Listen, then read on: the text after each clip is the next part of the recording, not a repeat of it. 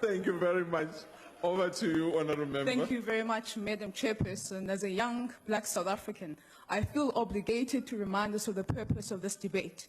Madam Speaker, a few days ago I had a conversation with Shireen Afrikando, who, like myself, had been raised by a father who never had the opportunity to attend a university.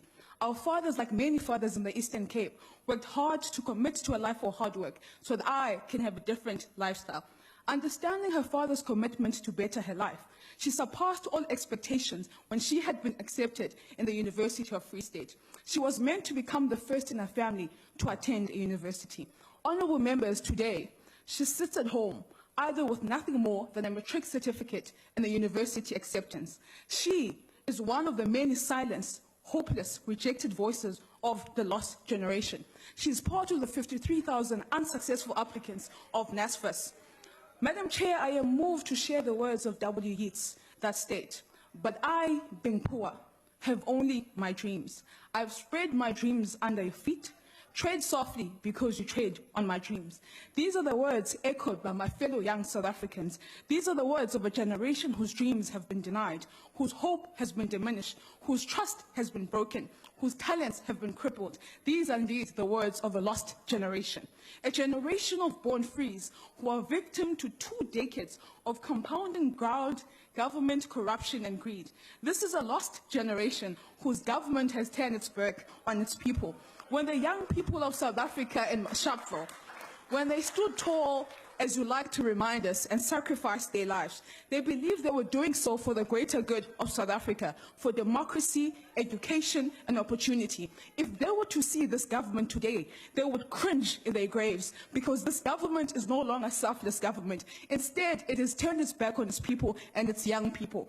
Today, we find ourselves with a government that is scared of its own young people. That is why they bring us 40-year-olds instead of people my age on the stage. We find ourselves with a government who has leaders who loot and steal from the people, a government that fails to eradicate the social ills in our community, a government that is self-serving, suppressive, and refuses to be corrected.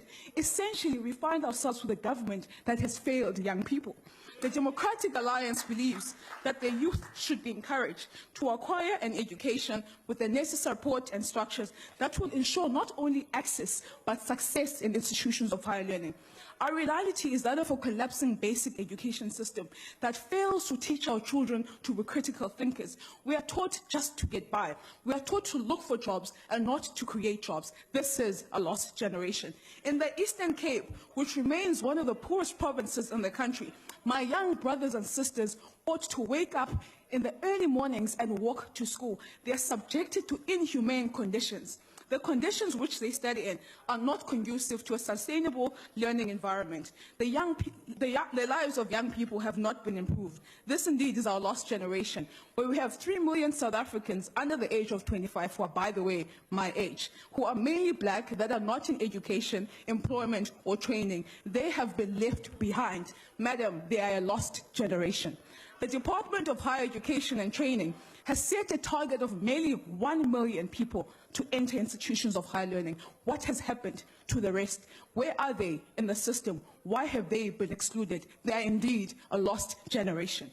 In our TVET colleges, only 41% of the candidates that set in N2 examinations pass. In NCV, only 10% of our public TVET colleges manage to get an average of 60%.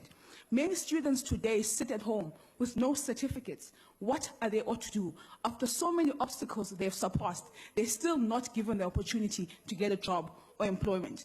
If we are to change, honourable members, this is clear that there must be a change in governance. We ought to have leaders that put the people first. It is the DA's mission to rescue this lost generation, to create a better future for all South Africans, not only those who are connected. We will create a free and fair society with equal opportunities for all, because it is this generation, my generation, that will change the status quo. It is my generation that will successfully eradicate the social ills that still prevail in society.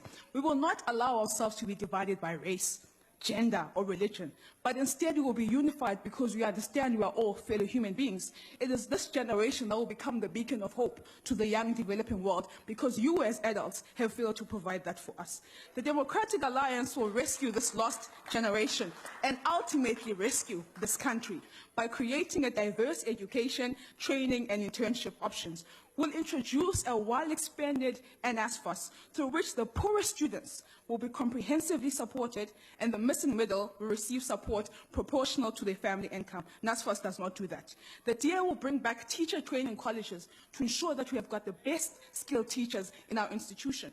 The DA will offer a year's free technical vacation training to all matrics because we believe that no one ought to be left behind.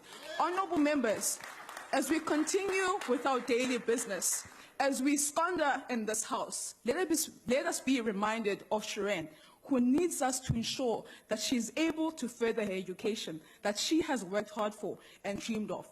Let us be reminded of these young people that have placed their dreams beneath our feet, and as such, let us tread softly, because we tread on the dreams of a lost generation. Thank you, Honourable Member. Honourable Bucwa.